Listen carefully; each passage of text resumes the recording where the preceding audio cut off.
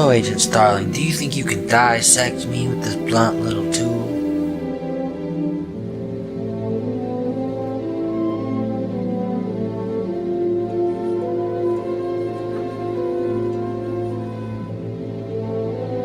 You're so ambitious, aren't you? You know what you look like to me with your good bag and your cheap shoes? You look like a rube. A well-scrubbed, hustling rube with a little taste. Nutrition has given you some length of bone, but you're not one more than one generation from poor white trash, are you, Agent Starling? That accent that you've tried so desperately to shed, pure West Virginia. What'd you do with your father, a coal miner? Did he stink of the land? I know how quickly the boys found you, all those tedious, sticky fumblings in the backseat of cars, while you could only dream of getting out, getting anywhere, getting all the way out to the FBI.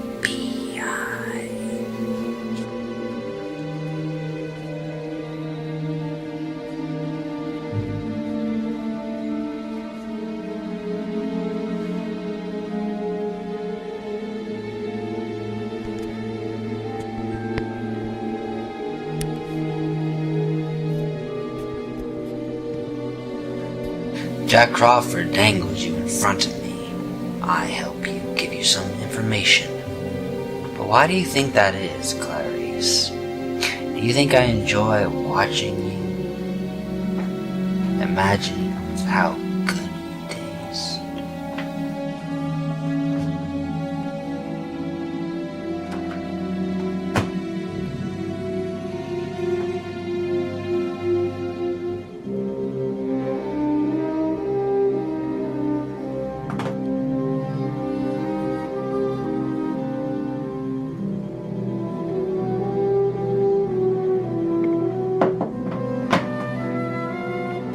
I've been in this room for 8 years now, Clarice. I know they will never ever let me out while I'm alive. What I want is a view. I want a window where I can see a tree or even water. I want to be in a federal institution far away from Dr. Chilton.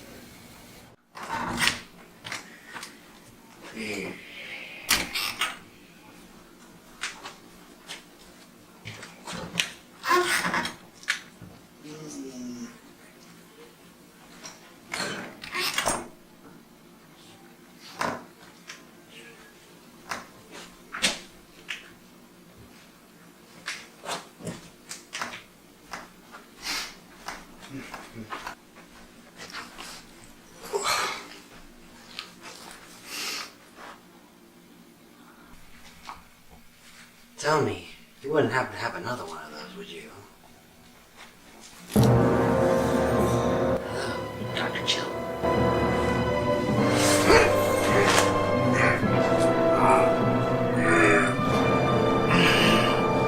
You're not getting away that easy.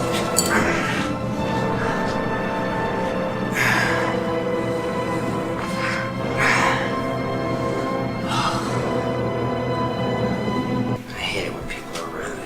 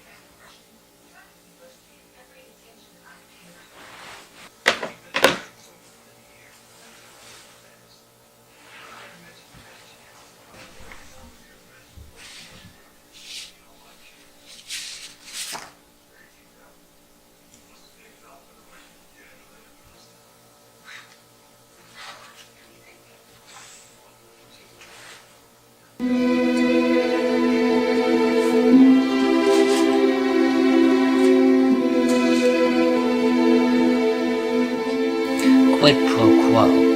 I tell you things, you tell me things. But not about this case, though. About yourself. Quid pro quo. Yes or no?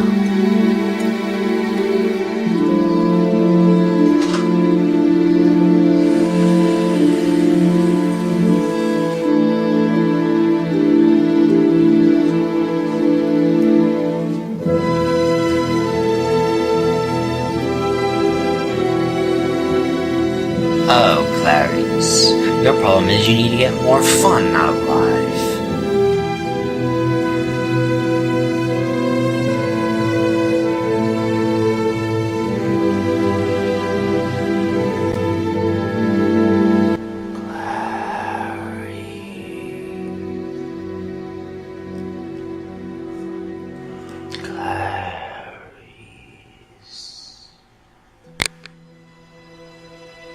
Clarice. Oh, Clarice. Did you miss me? 'Cause I missed you.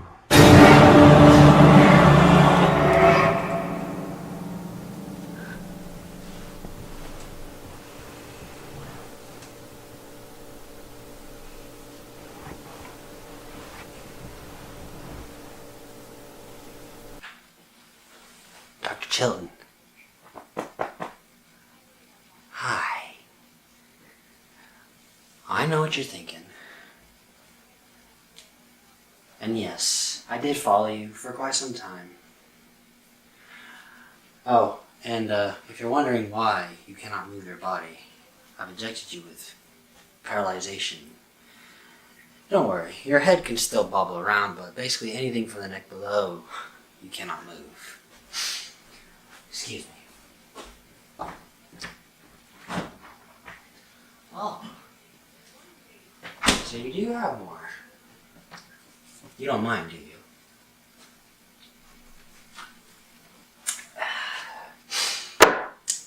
Anyway. You see, Dr. Chilton, I've been doing a lot of thinking about our wonderful 8 years at the asylum. And you've always wondered why I always thought you to be an enemy. Well, I mean, I can understand that my motive actions towards Special Agent William Grahams was unethical, but hey, it's what happens when you get caught by somebody. You just can't help it. But for your little petty torments, come on. Are they really necessary, Doctor? I mean, the drawings I could really care less, but taking away my toilet and making me watch non-stop gospel programs was just a little iffy. I know what must be going through your head, and yes, I probably will kill you. Maybe even eat you. But before we get into that, I just have a couple of questions to ask you about what happened all those years ago. And yes, it does involve our favorite Agent Starling. Now, you answer my questions right, you might just live through this. But then again, that's going to be really debatable since you now know the fact that I am back in America. Now, since you can't move your mouth, 2 blinks for yes, 1 blink for no. Okay? Now tell me, did you make that deal with the senator just for publicity? No? Are you sure? I believe you. Second,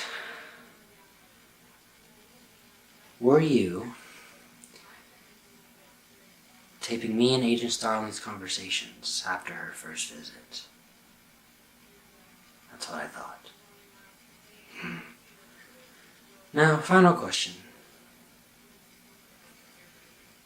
And I'm sorry. I really hate to be lied to, Dr. Chilton, but did you use the whole processing of transporting me to Tennessee for fame? And don't lie to me, because I will know. In case you forgot, I was a psychiatrist. That's what I thought.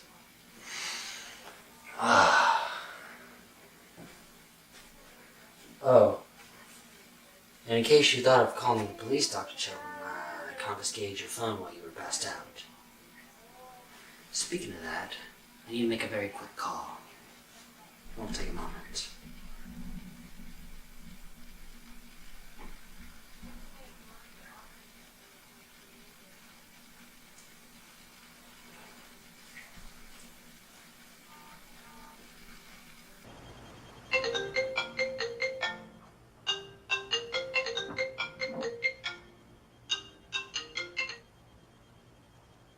Is this Clarice? Well, hello, Clarice. Long time no see. How you been? Oh, well, I shouldn't really be asking you too many questions. Just the fact that you have been dismissed from the case of finding me. It's a temporary leave. But here you go. I've somehow given you a leave, Clarice. I hope you somewhat take advantage of it. But obviously not right now. Where are you? Anyway, like I said, I would love to stay and talk more about my homecoming, but right now I'm a bit of an awkward moment. I hope you forgive me. See you around.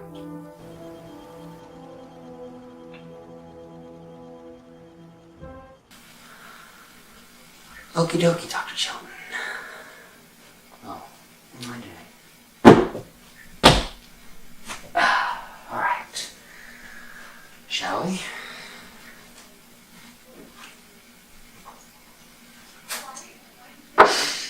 Well, you see, Dr. Chilton, it's been very hard for me to decide what part of you I want to take. Do you remember the case of the wannabe cheapskate reaper? Where Will was looking for an old patient of yours. Sadly, I forget the name. But it was the one where he lost his mind and slaughtered his wife. Do you remember him? I do recall that he held you captive and did pull your liver out. Surprisingly, you're still alive with just one. But then again, most people do live with one. So, basically my defense, I think, that has been already taken, so, since I have found you to be a very provocative character, a very heartless person, and since the fact I didn't get to take Special Agent Will Graham's heart, I think I'll take yours.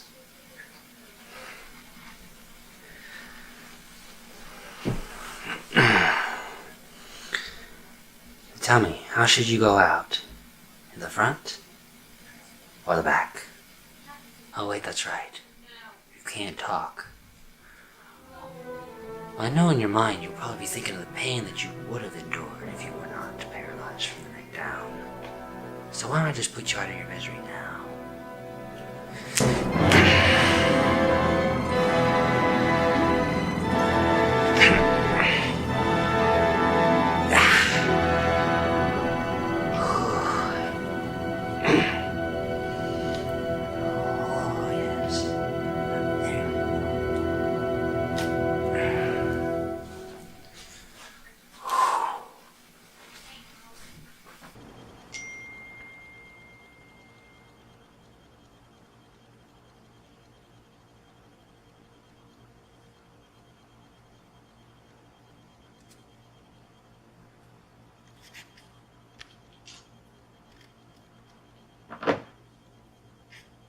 Promise me forever that we'd live a life as one. We made a vow to live a love so true. It seems that she has left me for such reasons unexplained. I need to find the truth. See, what will I do? Who is it? If it's a friend of mine, who is it? Is it my brother? Who is it? Somebody had my soul now. Who is it? I can't take it, 'cause I'm alone. You begin by coveting what we see every day. Don't you feel eyes moving over your body, Clarice? And don't your eyes seek out the things you want?